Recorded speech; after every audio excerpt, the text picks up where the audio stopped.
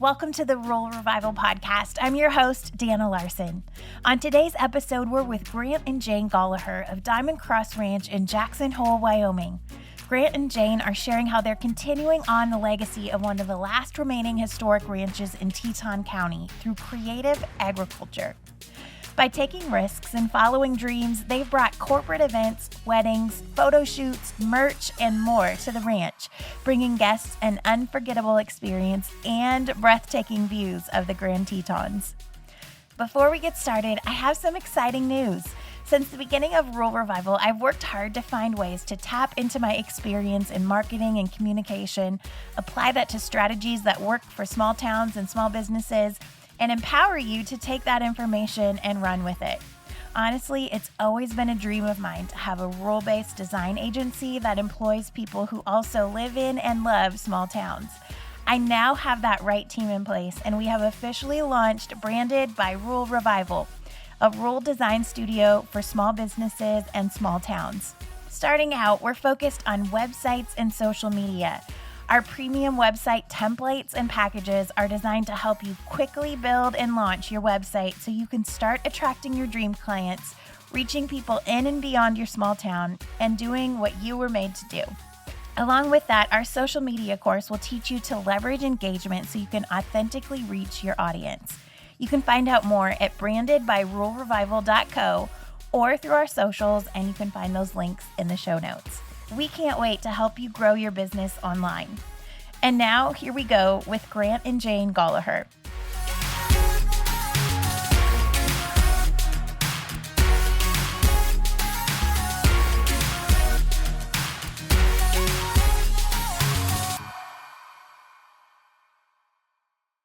Today, we are in Jackson Hole, Wyoming with Grant and Jane Golliher of Diamond Cross Ranch. Guys, thank you for being on the podcast. Great to have you here, Dana. Yeah, thank you. Tell us a little bit about your story. Jane, you grew up here and kind of how you guys met and have taken over the ranch over the years. Okay, well, I grew up on the Diamond Cross Ranch, which is this beautiful 400 acres that you see looking toward the Tetons. And my grandparents had come from Switzerland in 1912, not to this ranch, but to a piece of ground that is now in Teton National Park, about 10 miles from here. And my father was one of their 10 children. He was inducted into World War II, and when he came back, my mom, Betty Howard, had moved here from Chicago. And they met and were married and moved up to Buffalo Valley, where his brother Emil had been taking care of the property that they owned together while Dad was in the war, and Dad bought Emil out, and eventually Mom and Dad purchased two other homestead-sized pieces, and my Uncle Ed lived across the highway. So this whole valley, Buffalo Valley, and Jackson Hole was a cow town. So cattle ranged up on the, Togety Pass and on the ranges, and it was a wonderful life. I have three sisters. We all grew up being my dad's cowgirls and went to rural Moran School and on to Jackson High School. And I went to the University of Wyoming, never used my degree, kind of came back and got into this, that, and the other. And to kind of shorten things up so it's not that long, Grant and I met some many years later. After I had been divorced, I met he and his wife, Lockie, who had been, I'll let him tell his own story, but he'd been a polo player in California, and they came back to Wyoming, and I met both of them. So that kind of begins our story together. How'd I do? She did pretty good, I think. Did you? I would just add that when I came into this country in 1977, these girls were legends. I mean, I kid you not. This old Swiss rancher had 4 daughters, and these daughters could outride and outcook, and I mean, any cowboys around, not outcook too, but they could do the cowboy job and all the rest. And I just heard about them a lot, so I never thought I'd end up marrying one, but I got lucky and did. Yes, you did. Yeah. So this ranch is actually one of the last historic ranches in Teton County. tell us about some of the history and how you guys have played a role in carrying that history on. Wow, that That's would tough. probably still be your department, wouldn't it? Well, you have, growing up, we never thought much about it, like concerning historic. Much of Teton County had already gone out of ranching because it became Teton National Park. And so many of the homesteaders sold their property into public land. So we maintained this piece. We never really thought about it being historic, though I suppose it was. And so today it's called historic, but I believe that's probably because Grant and I started working with people after we were married in 1997. And we always felt that what we wanted to carry on was my parents' legacy, which was hard work, determination, going to the bank and paying it off and somehow getting out of debt. It's just a miraculous story what they did and the work that it was. But we wanted to carry that on, so we began a business that has evolved. We started for entertainment and it ended up affecting people. And so we brought our history into that. I do the history piece, and then Grant started the horse whispering, and now we have a whole bunch of other legs to the business. Well, I came here in 1977 on a mule. So I basically ran away from home as a kid. I was 19.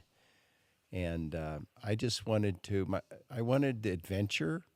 And so I headed up the Continental Divide. My goal was to ride the mountains, the Rocky Mountains to Canada. So I rode a mule and packed a mule. I had $500 in my pocket and riding cross country. And I always say when I got to this country, I didn't see any reason to go any farther. It was so beautiful. Yeah. But yeah, I kind of wanted to be a cowboy, wanted to be a mountain man, but mostly just seeking adventure. And so that's kind of the beginning of my trek to Wyoming. And of course, there's a lot before that too. But of course, Jane and we joined two families. And I had a daughter that I had custody of, and Jane had two sons. And in 1997, when we got married, we joined the two families, and her boys were just young teenagers. Peter was 12, right? And Yeah, Tara. I believe so. That's not easy. Right. It's not easy to do on a ranch here. And Jane says we were trying to carry on legacy, or maybe we were just trying to survive. Right. Really. That was part of our legacy, was trying to survive since I was born. Yeah.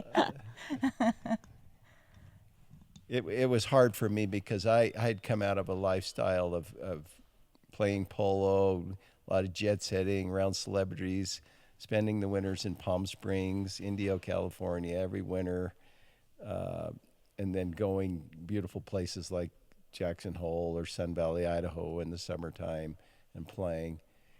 And but when I retired from polo, we had actually, my first wife and I, we moved back to Wyoming, wanted to get back to the mountains and kind of the cowboy way of life.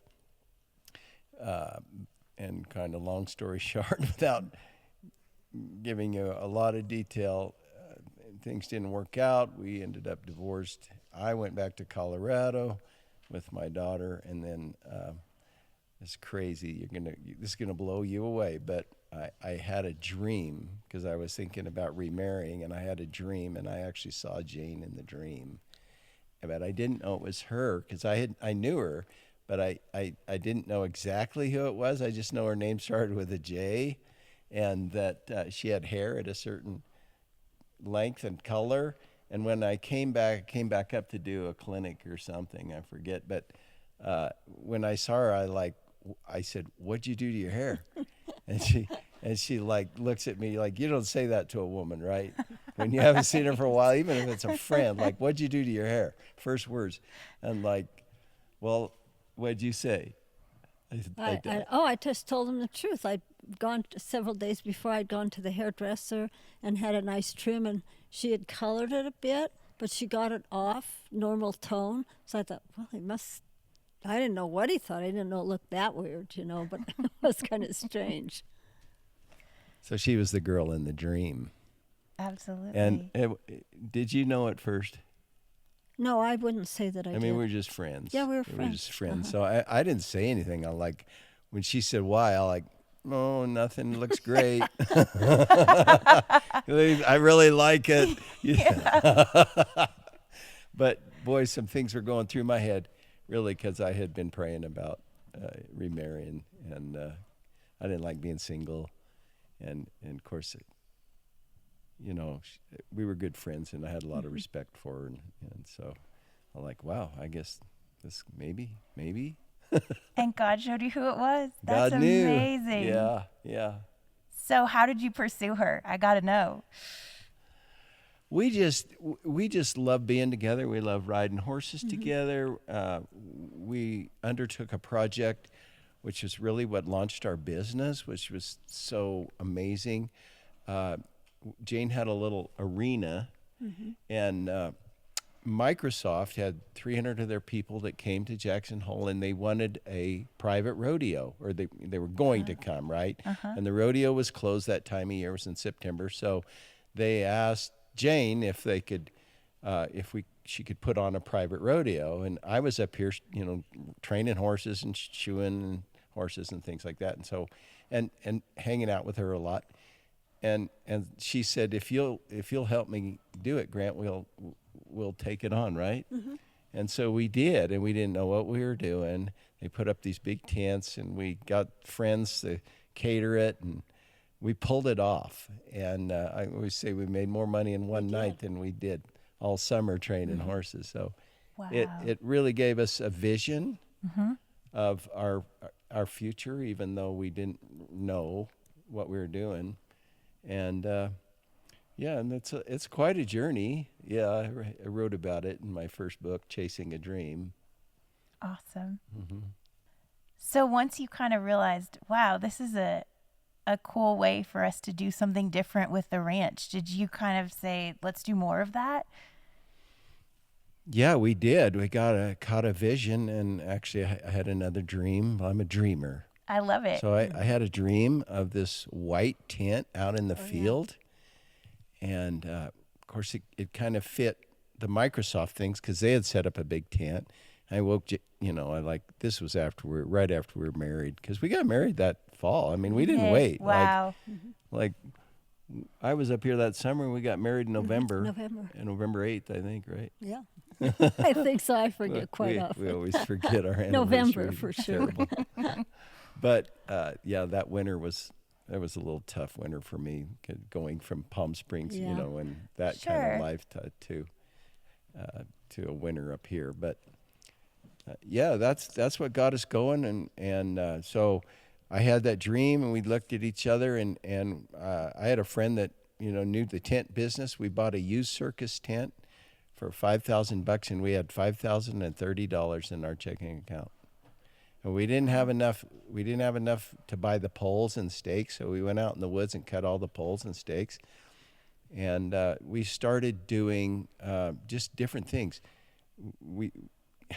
You would not believe this story. It would take too long, but I'll just make it short. We had our tent up, right? It's a great story. Okay, so we're just following the path, the dream, right? And so here comes this guy in a red Cadillac with longhorn steers on the front of it, and pulling a trailer with a chuck wagon on it.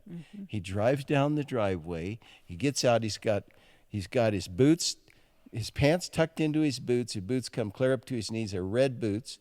He's got a 10-gallon Stetson on, big handlebar mustache, and he says, "Hello, I'm Dancer Davis, and I see you got a tent. Looks like you need a chuck wagon cook."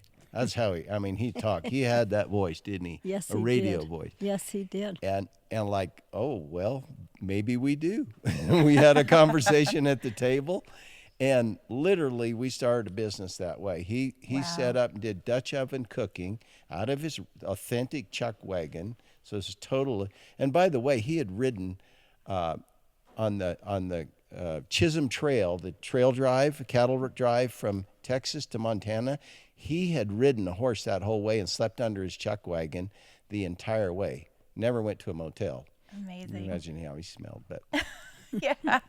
he was a character, and he had this sidekick with him called JD. Yes. I think his name was JD, right? Yeah. And just a tough, poor kid. When you have me teeth, and anyway, it was a crazy journey. But he actually painted a sign for us to put on the highway. And I was going to do my horse whispering demonstrations for entertainment. He did cowboy poetry, cooked the dinner, and that's how we got started. And I would do a demo like 7 days a week while he cooked. And I got lots of practice kind of in front of people doing that. We worked with wild Mustangs and all kinds of things. Wow. So basically, that failed.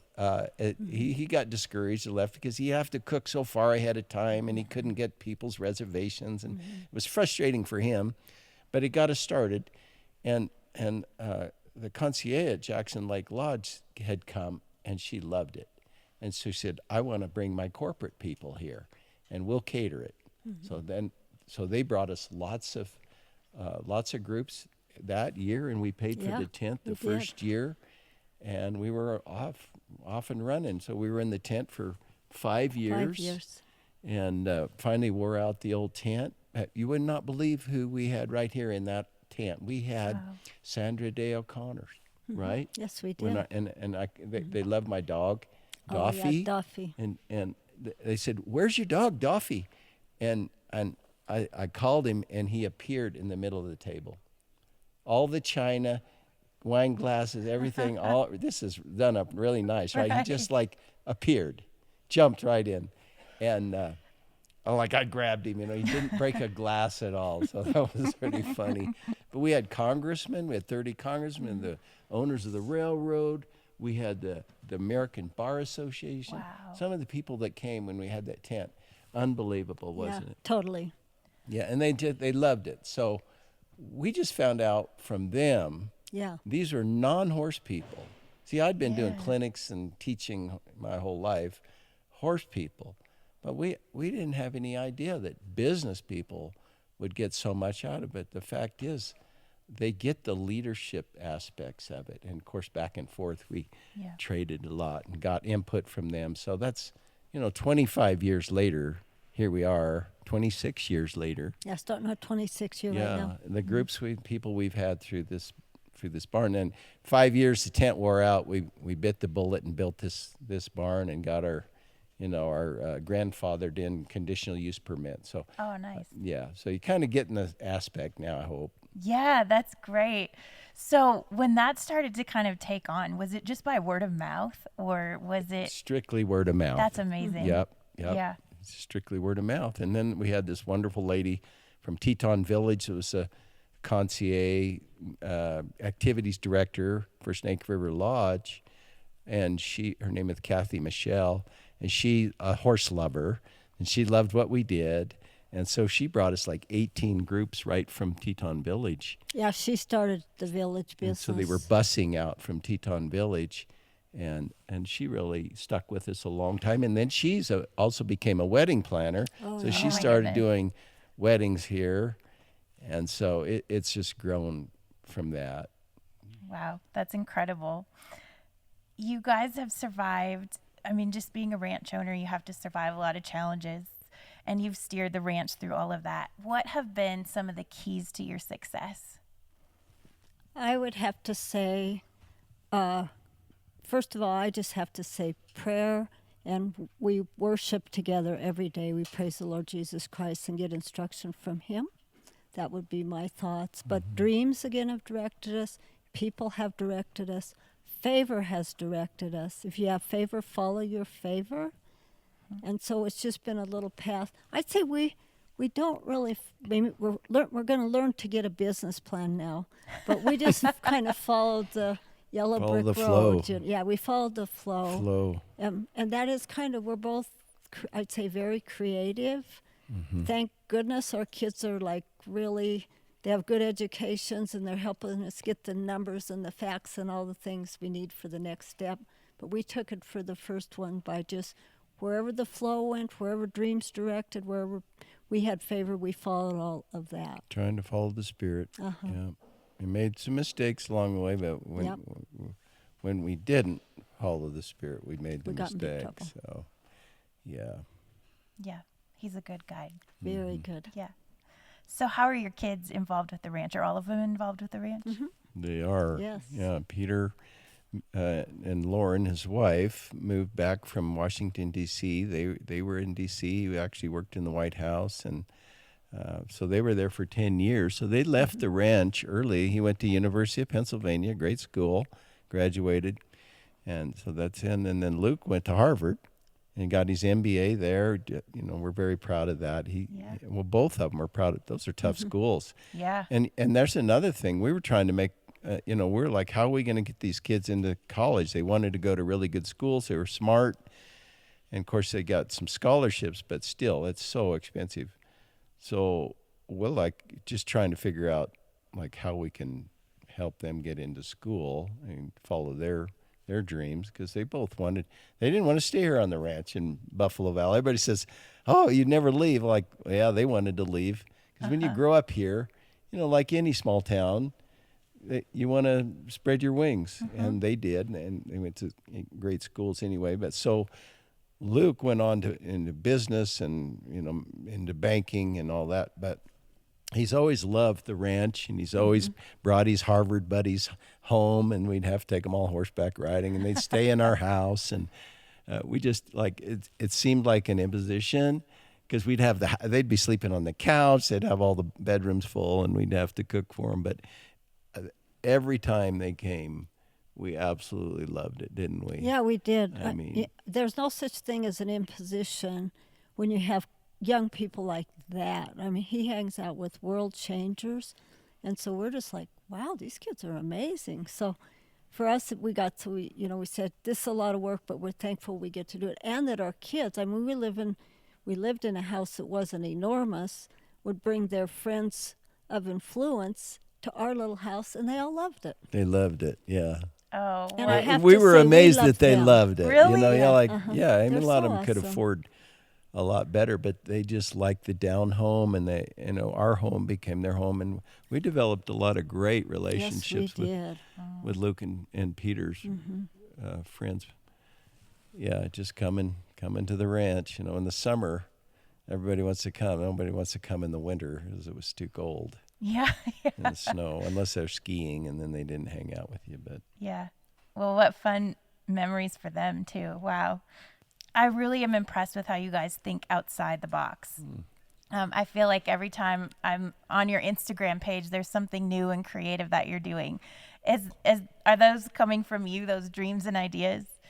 Well, Instagram, first of all, I am almost computer illiterate. I do use my computer, but actually Luke runs our Instagram. Okay. And so there again, Peter's taken apart, Luke's taken apart. So a lot of what you see with Luke, he's like 5 years ahead of us, and he's got this idea, and we go, oh no, what's coming next? But he's really been accurate. We would not be where we are without his vision. And he was that way since he was a little boy. Wow. And he always visioned from way back branding the ranch. I think before it was almost a term, just Right. branding the brand, branding the ranch, and he would bring photographers from anywhere, good photographers to take pictures, and videographers. And then he moved from New York to Hollywood. Right. And so he met a lot of cool people there that came out, and he'd bring them to the ranch, get them to video, we'd Yep. have to take them horseback riding or something to pay them for coming. But he got all these great pictures and some good video. But it goes way back to him, because he would take, the old VCRs. He'd Yeah. take videos of us, working the cattle and put music to it. And he was making his own movies then. And so here we are again, He was totally ahead of the times, Yeah, he really. was. Yeah. Yeah. That's incredible. We call it creative agriculture, because you can't make a living on a ranch like this. Yeah. And the ranch was divided 4 ways between 4 daughters. Yes. So to keep the ranch, you either had to move away and get a paying job, or you had to improvise somehow. So Jane's younger sister and her husband, the Lutons, they built the cabins. It was amazing. They went out and cut the wood, cut the timber down, snake it into the landing with work horses. Wow. And peeled, brought all those logs in, hand peeled all the logs. They had some kids helping them, and built all those cabins and the lodge. That's like amazing to me. Totally. And then Chris and Jerome, they managed the Hatchet Ranch across the highway. I think Jerome did snowmobile guiding and different things to make a living. And your other sister's the only one that moved out, Marty and Brian, and they farm over in the next county over. So, yeah, that's kind of how we've held on to the ranch by, and of course, we did this business, which we call creative agriculture, to subsidize the ranch. But really, you're just looking for a way to survive, Yeah, I love keep that. it going. Literally, the first few years we were married, we lived on $35,000 a year, if that.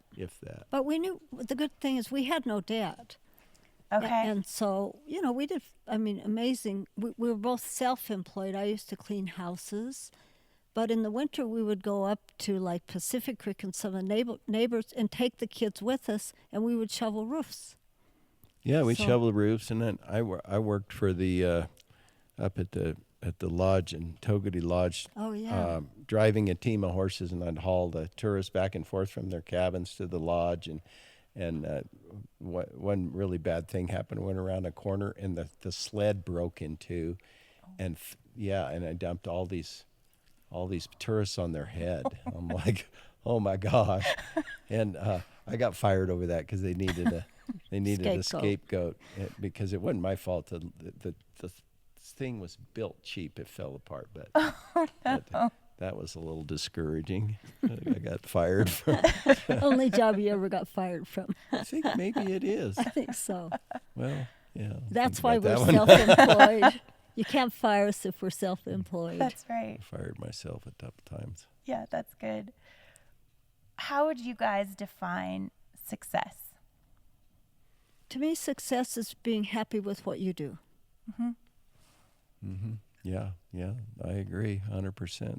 Success is not how much money you make or how fancy a house you got or what kind of car you drive. Are you happy? Do you have a reason to get up every morning? Do you have a purpose? That's, to me, that's a purpose is a big deal to me. Yeah. Following it's just a reason to get out of bed in the morning and why you get up and do what you do. Sometimes we have to. Yeah. We do it for our families, or it's responsibility. But it's not all fun. We all pay. You pay a price, but you keep that vision and goal of doing, following your dreams. And I tell young people that all the time. You follow your dreams, and money will follow you eventually. But you may have to pay a price for a while. Yeah, you guys are living proof. That's incredible. What excites you most? You've seen things change a lot in this area through your lifetime. And what excites you most about the future of rural America? I think, to me, rural America, this is what I tell people, and I might be a little off track, but I think it's really important for what we do, because, not very long ago, maybe a generation or two, every kid had a dad or a grandfather or a friend who had a dad or a grandfather that had a farm, and they went to the farm, and they were around livestock, they were around farm animals. They experienced the work ethic. They got to jump in and get their hands dirty. And that is something that formed America, rural America, small town. Because I grew up in a small town, Colorado, and every town kid, I think I took every town kid mule riding. We rode our horses and our mules to school on the last day of school every time. And but all those town kids, they worked for farmers. They worked for local ranches. It's true.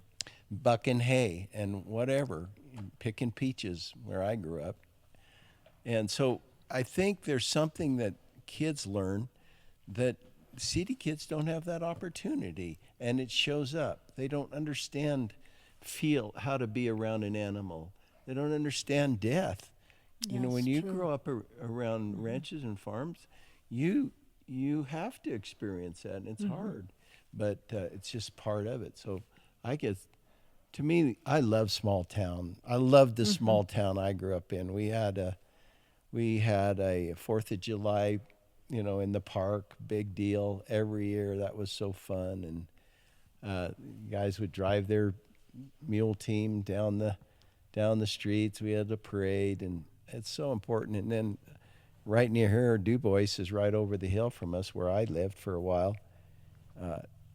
It's a small town. It's the most rural town in America. Did you know I think that? so, yeah. Yeah, small town, but they have their problems, but they stick together. Yeah. Yeah. Now Jackson's a little different. It's pretty Yeah. transient. People come and go. They have a lot of winter, their summer homes there, and Jackson's not what it used to be. But Well, what I would say about that is Moran it's at the north end of Jackson, but it's still almost its own hidden community. I say it's the best kept secret in Jackson Hole. Shh. Yeah, we just made it public, right? But when you go into the park, about 90% of the traffic drops off and don't come up this way. But I think one thing I'd say about rural America is you know your neighbors, you can lean on each other, you help each other, and so you're never alone. You are part of community in a rural community, and to me that's very important. Yeah, absolutely. Well, what's next for you guys and for Diamond Cross Ranch? Who knows? The sky is the limit. I love that. What's next? Yeah, people ask when are you going to be able to retire? When are you going to want to retire? And Jane has this answer. I don't ever want to retire. She said ranchers never retire. Yeah, ranchers they never just retire. die. Yeah. Die on the ranch, die on the vine. But no, we love our life. You know, it's gotten a lot more busy because, thanks to the kids just growing the business and all. But the people that we get to meet, that's the treasure. The real treasure behind this is the amazing people that we get to come to the ranch. Yeah, for that sure. we get to meet and be around, fellowship with, and it's just phenomenal. It gives us hope for America. Oh, yeah. And we get a lot of city people, and they're good people. Yes, I they mean, are. they really are. They love what we do and what we see, and it makes the ranch new to us because they're like, oh, I can't believe you get to see this every day. Do you ever get tired of looking at those Tetons? I'm like, well, I guess we don't. But it kind of helps you appreciate it more, that they appreciate it the more, and we could. Well, I could say we could put a security gate on the highway, but we wouldn't have much of a business if we did that. So, but we do love sharing the ranch. Yes, we do. Yeah. I love it. Well, we will link to all of your socials and your website in the show notes, your books. Think like a horse. Yes. And guests can stay here on the ranch, so you can come if you're listening and experience the ranch for yourself. And that is Teton Cabins, so that's its own business and Okay. own part. We're the wedding corporate. Teton Cabins is just across the road, and they're two separate businesses. Okay, good to know. Yeah, same family. Same family. Okay. Kept it in the okay. family, and stay at Teton Cabins. And if you want to book a wedding or an event, it's Diamond Cross Ranch, and you can check out our website, of course. And don't forget my book, Think Like a Horse, all about life lessons and empathy, and what else is it? Lessons With in great stories. life, leadership, and empathy by an unconventional cowboy. Yeah, something like that. Perfect. And if you're looking for the most beautiful backdrop for your wedding, this is it, man. It doesn't get Exactly. better. Yeah. Thank you. Well, guys, thank you so much for being on the podcast. Yeah, You're thank you, welcome. Dana. Appreciate it. Yeah. Wow, what an incredible couple and an incredible family. I love that term creative agriculture, and to see how they're using that here at the ranch is really amazing. I'm telling you, if you can find a way to come experience Diamond Cross Ranch, you need to do it. You will not be disappointed. Be sure to check out the show notes for more. Thanks for listening to this episode of the Rural Revival Podcast, and have a great day, everybody.